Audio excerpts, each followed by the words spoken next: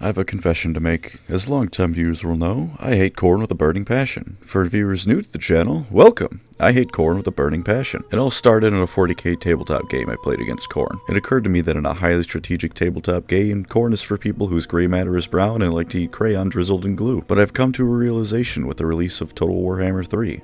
I like playing Khorne. I really like playing Khorne. I thought I'd hate it, but no. And what's even weirder is I don't mind playing against Khorne. He's still a faction for monkey brains, but I don't mind it in Total War, and I think I know why.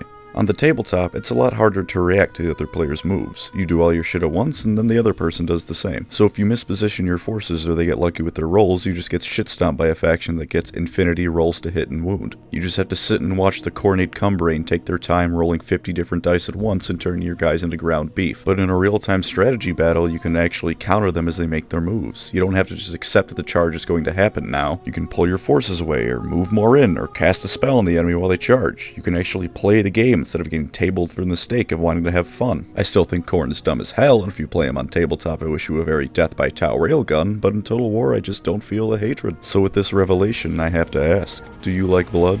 Do you like having evil armored Vikings juiced up by satanic steroids backed up by a demon the size of an apartment building? Well then, why don't we see if Khorne isn't the fit for you?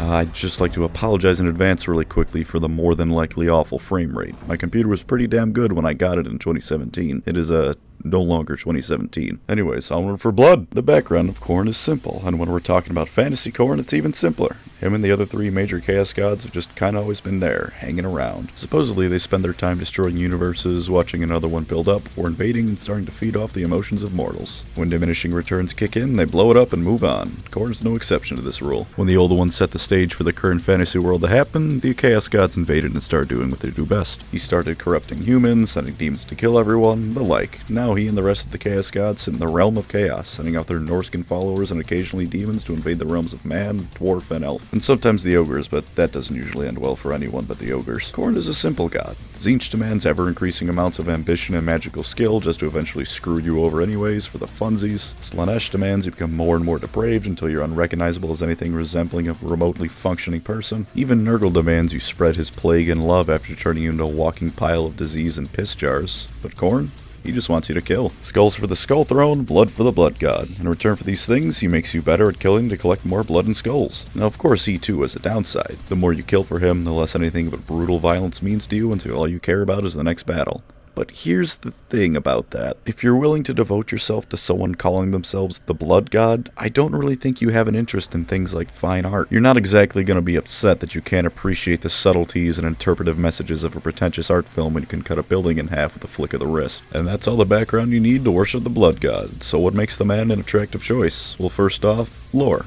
Again, Khorne is simple. You don't want to choose someone who will actively encourage others into fucking you over, you're limited to Khorne and Nurgle. And Nurgle turns you into a blob, so Khorne seems like the optimal choice here. It's survival of the fittest, and if you can prove that you're not a complete weakling, then Khorne will be more than happy to have you. Well, as happy as someone who only feels rage and satisfaction for murder can be. Beyond that, Khorne's followers in fantasy are some of the most kick-ass people around. There's the Aisling tribe. I know a lot of people, including myself, who got into Warhammer through Total War wouldn't think of them as anything but another minor faction to either confederate or bulldoze through in your way to more impressive enemies, but in actual lore these guys are insane. They fight everyone including each other and pretty frequently win. From Dark Elves to Kislev to Chaos Dwarfs and other Norscan tribes. To them, being skilled at murderizing your fellow man is what matters the most, and as you might expect from such a group of people, they worship Khorne above all others. Individual champions are just as kick-ass too. There's this guy called Arbal the Undefeated who, as you might guess, was undefeated in combat until the end times where almost every named character that had turned into a god in Age of Sigmar was murdered, so it barely counts. He's killed thousands personally and was even granted his own little doggy by Khorne himself. He also kinda looks like Karl Franz, so I mean, that speaks for itself. There's of course his personal Valkyrie, Valkia the Bloody, who kicked so much goddamn ass that when she died on the way to visit Khorne himself, he went fuck that and turned into a demon princess. And my favorite,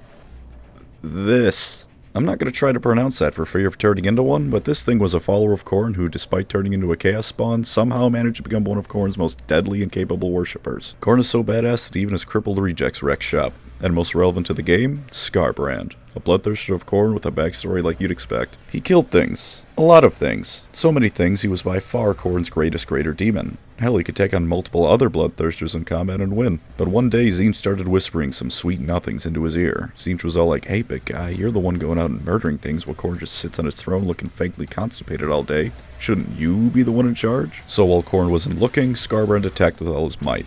He slightly dented Khorne's armor. Now the issue here isn't necessarily that Khorne was attacked. I mean, one of his mantras is, Khorne does not care from where the blood flows, only that it does. If anything, he'd be impressed Skarbrand had the balls to try and fight him. The issue was that Skarbrand, a demon supposed to embody Khorne's beliefs and ideals the most, tried to hit him with a sneak attack like a goddamn pussy. So Khorne picked him up, patiently climbed to the top of his tower, and threw him so hard he flew for over a week straight before crashing into the ground with his wings broken with a newfound status as an exile. And thus, here we are in Total Warhammer 3, trying to get back in Khorne's good graces and doing what Skarbrand does best.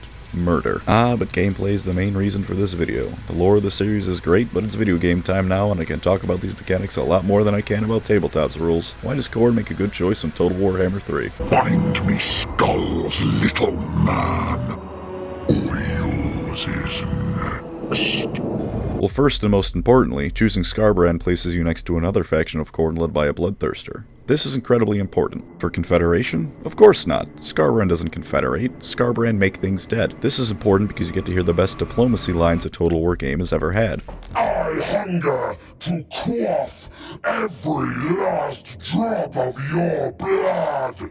I don't think there's ever been a faction where I didn't just eventually start skipping lines in favor of getting the deal over with until now. The voice actors put so much goddamn effort into these, it's fantastic. Gut you, flay you, crush you, annihilate you. As for less important things like how Skarbrand and his armies perform in battle, as you might expect from the Blood God, his followers are pretty goddamn good in a melee fight. In fact, I might even go so far to say that they're the best in a melee fight. Skarbrand is a walking, talking, well, screaming meat grinder. Throw him at something and it's dead. Even Karl Franz knows to shoot at him with some cannons before engaging in a 1v1. But beyond that, Khorne units are just good at fighting. There's only so many ways to say that the people who scream "Skulls for the Skull Throne" are good at getting skulls. I don't think any equivalent unit can beat them in a 1v1. If Slaanesh flanks you or you're outnumbered by ogres looking for demons to devour, then yeah, you'll likely lose, but in a straight up charge between two units of equal rank, you're winning every time. I should stress this is on hard battle difficulty because I like to have fun and not look for cheese to bore myself to death with. Even if you're outnumbered horribly or mismanage yourself and lose, you're bringing down more people with you than you lose. They're just that good. The motorcycle in particular is noteworthy because there's nothing like watching a couple of Satans Tokyo drift their way across the battlefield. It performs pretty well in combat too, like almost everything in the army. You have a combined army of mortals and demons because Khorne doesn't care who spills blood.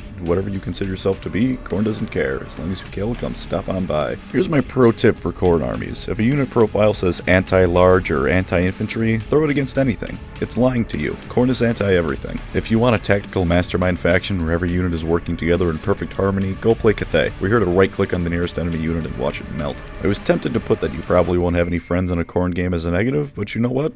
Good. You're playing an exiled servant of Khorne, and you were exiled because you tried to shank him in the ribs when he wasn't looking. You don't make friends. You don't get back into Khorne's good graces by being the best statesman in the old world. You do it by slaughtering everything around you and sending their heads to Khorne. Allies are people you don't want to kill, and that's nobody. So you don't need to deal with total war diplomacy, which historically has certainly been a thing that exists if you want to be kind about it. That tab is for making non-aggression pacts when there's someone you need to not flank you mid-war, and then breaking the pact the moment you defeat your primary target. Now's a good time to talk about the positives outside of battle. You have corruption, of course, to weaken enemy provinces before you fully invade and prevent them from instantly rebelling when you do conquer it. As before, if corruption of your faction is low, then you're going to have some public order problems. But that's okay, because even if corruption is low, you don't need to give a shit about it. The only settlements you should always take are province capitals, because if you give it enough time when you own one, your followers will automatically settle ruins. As your corruption levels grow, so too does your empire. By the time a province is fully yours, your corruption levels should be nice and stable. This is really important because you need skulls to capture settlements as well as research new technologies, so if you start occupying or colonizing every settlement you come across, you won't have nearly enough skulls to give to Khorne. Turn everything that is in a capital into slag, and eventually you'll have a full province. Skulls do other handy things too, like allowing you to summon a unit of bloodletters onto the battlefield in the same way that Skaven summoned a swarm of rats. Bloodletters hit harder than rats, even if tragically they don't have the lightning cannons to back them up. You do this by sending a couple thousand skulls to Khorne, a paltry amount truly, before the battle starts in this handy button up at the top of the screen. Then he gives you permission to have a few extra bloodletters before presumably saying something like, "Don't think this makes me forgive you, idiot," before the buff goes away in a few turns and you've turned everything in a few hundred square miles of land into mulch. Quick aside, I didn't see a trait that makes this happen, but Skarbrand gets an absurd amount of XP from battles. Like, the hero that was in his army since turn 1 is half his level. So between that and the extra bloodletters, you'll be mulching those miles relentlessly. Did you know you can get instant free armies on the campaign map? Raise a settlement and pick the right option, and congratulations, you have more things to murder with. They'll go away after a few turns, but the more you kill with them, the longer they stick around. Are you tired of having to constantly recruit new armies and try and figure out the best way to balance income, troop compositions, and all that other boring nerd shit? Well, now you don't have to worry, because Skarbrand ripped open a new asshole in reality, and Khorne is about to enter through it like the worst case of bloody diarrhea ever. Hang on, that sentence was dangly close to Nurgle. Let me fix it.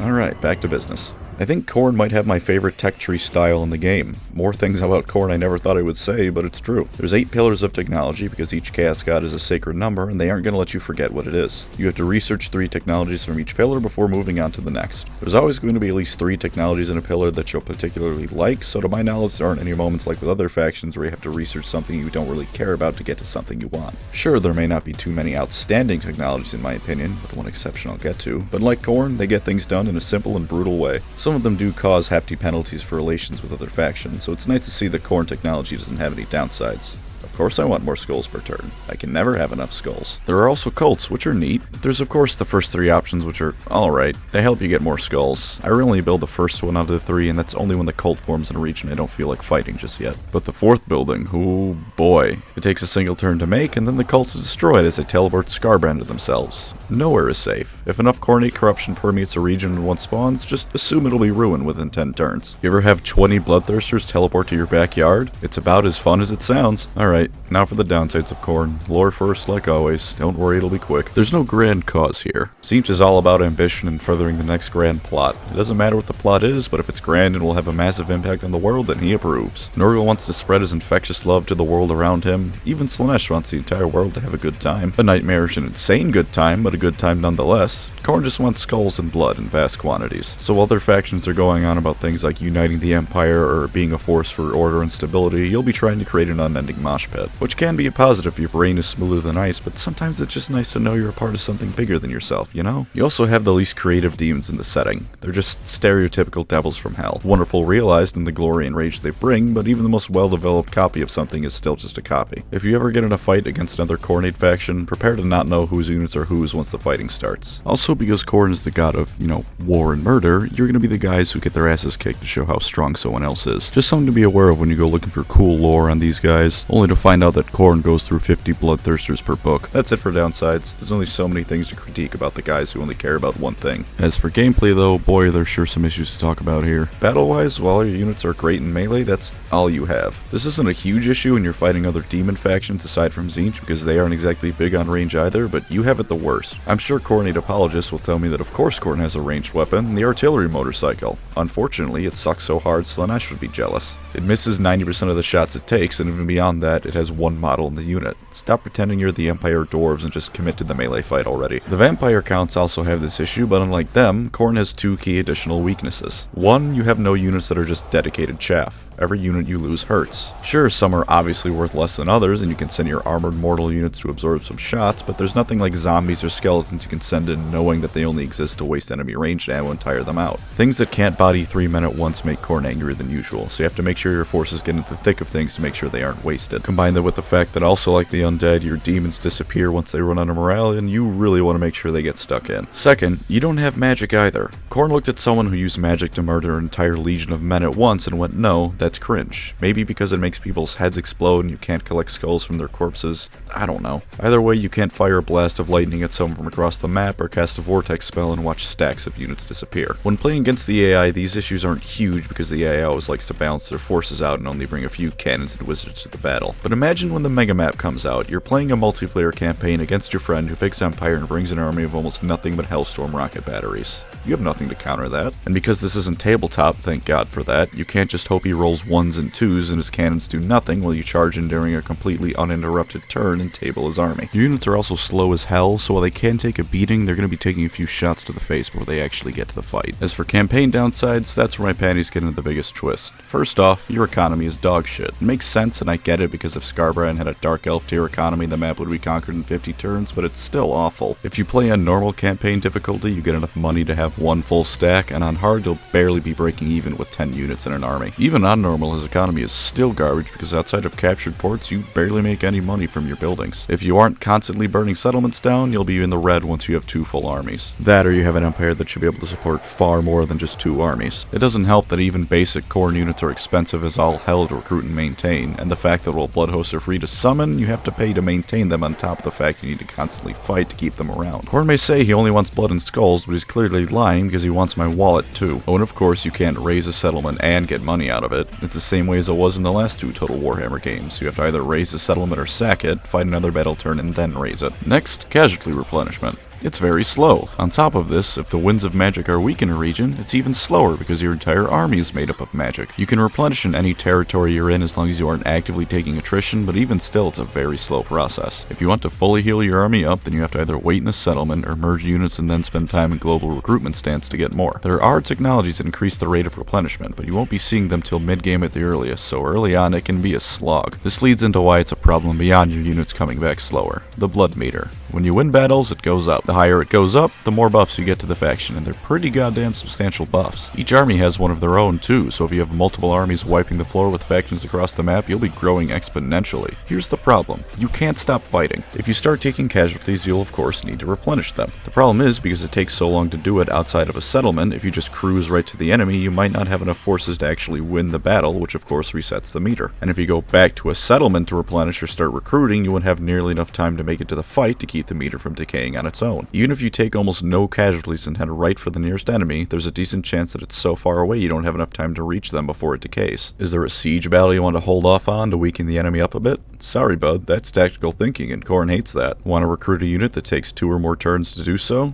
Sucks to be you, but the meter's going down now. And if it decays to the lowest level, it hurts you. The rituals do help with this, but they're on cooldown for so long that they can't be reliably used to help. I guess you could do nothing but farm rebellions and sack the same city over and over again until the meter is high, which, yeah, probably works. But that's miserably boring. Khorne is supposed to get out there and kill, not hover over a single city like that weird kid pouring salt on slugs at recess. I'm not going to take the time it takes to watch 300 episodes of One Piece waiting for it to get good. I don't want the same attitude leaking over in my strategy games. Maybe you'll call me a bitch, but I think just adding a single turn before it starts depleting would fix this issue. Long enough to actually get back on your feet somewhat, quick enough so that you can't turtle and cheese it. As it stands now, I don't think there's enough time. Either that or make the meter bigger and have it apply to the entire faction so even if one army is taking a break, another can still fill it. You remember how I said there's one technology that's absolutely a must-have? It's in the first tier of pillars. It's the one that increases the chance of your followers occupying a destroyed province. At the start of the game, it's a 5% chance. With the technology, it's 10%. That's kinda garbage. In small towns, you can construct a building that gives you plus 1% per tier up to an additional 3%. The town building itself also gives an additional 2% chance per turn. So with 3 out of 4 settlements captured, you can have a maximum of 25% chance per turn to capture that last one if you specifically spec your buildings to do so. You know the Empire mechanic where there's a small chance for elector counts to increase their fealty to you every turn if they like you? It's that, but even more frustrating because this is how Khorne is supposed to capture settlements. You know, those things you need for a functioning playthrough? At least with Karl, I can go bully the Bretonnians while I wait for Oster, Markland, Steinerberg, von Volkmann to like me enough to confederate. So it's possible you can absorb every ruin in a region in 3 turns. Or you can wait 30 and still not have any. And like I mentioned earlier, if you use skulls to capture the settlement, you'll run out of them pretty goddamn quick. Get rid of the minor building or make it do something else and buff the default chance to 10%. 15% chance is fine to keep you from snowballing to a ridiculous extent, but it's enough so that you aren't staring at those fucking ruins continuing to mock you. You know, because they just sit there being broken shit heaps instead of broken shit heaps covered in blood. So there's Khorne, a brutal meat-headed faction following a brutal meat-headed god in the quest to get blood, skulls, bloody skulls, and scully blood. If that sounds appealing and you don't mind a few mechanics that could certainly be a bit better, then here's the god for you. If those mechanics piss you off, play Chaos Undivided for all of his units without the mediocre mechanics. I would also like to thank the people who decided to become members of my channel. The support is greatly appreciated, truly. Thanks for watching and take care. Oh, I forgot to mention, one of the Chaos Warriors in the loading screen is doing the Khorne pose just without the gun. That's neat. There's the level 5 port called Eye of Terror too, which really looks like it's sending demons to 40k when they aren't going to Altdorf instead. Also add Valkyria the Bloody as a legendary hero. Come on, Creative Assembly, where is she?